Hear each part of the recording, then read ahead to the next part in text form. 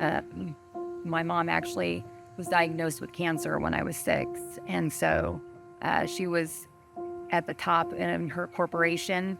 And just like that, we lost everything. She was told that she had terminal brain cancer and she had 6 months to live. We stayed with family, and then we eventually stayed at motels, and then we ran out of money and stayed at local shelters and in our car.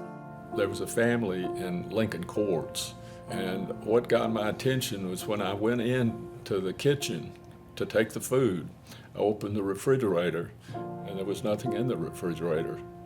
And I opened the door to the shelves, and these people, they had no food whatsoever. And that's when I learned that they had food stamps, but food stamps ran out before the month was over, and they would be food deprived. The most important turning point for me was I had a number of things that I needed to donate, and I called my son, who for 2 years was absolutely homeless, living in a tent.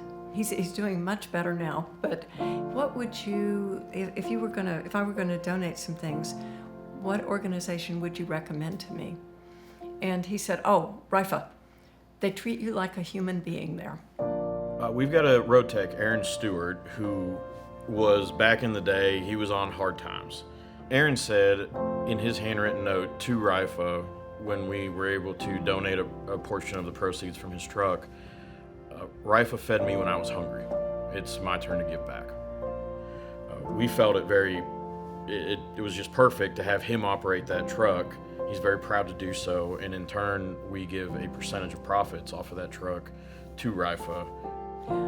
I have continued to have conversations with Ray about this, and I do have his permission to talk about it. He encourages me to talk about his experience because he's doing very well now and wants people to know the kinds of things that have helped him. But one of the things that he always remembers about his experiences with RIFA is the care and the fact that people saw him and talked to him, made connections with him when he was there. There's no question in my mind how important this is.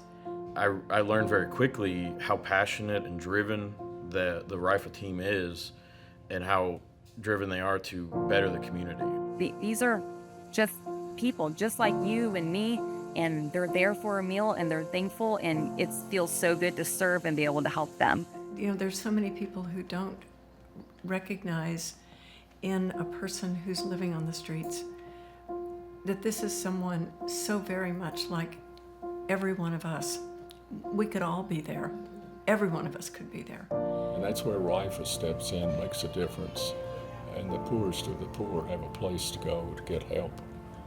It's so rewarding to volunteer or to give, to be a participant at RIFA, to just be with the organization, because that's what they're doing every single day for hundreds or thousands of people you may never see. There are a lot of people heavily involved in business. They want to give back. It's a question of where they give back. We as local business owners have a greater responsibility to do that, I believe personally, to make sure that our community thrives and grows. It comes down to why not? It's the right thing to do. So if you're thinking about donating, if it's a question in your mind to donate to RIFA, whether it's a couple cans of food or time or money, everything counts. And it's great to be part of that, to be able to be on the giving end, because I know what it's like to be on the receiving end.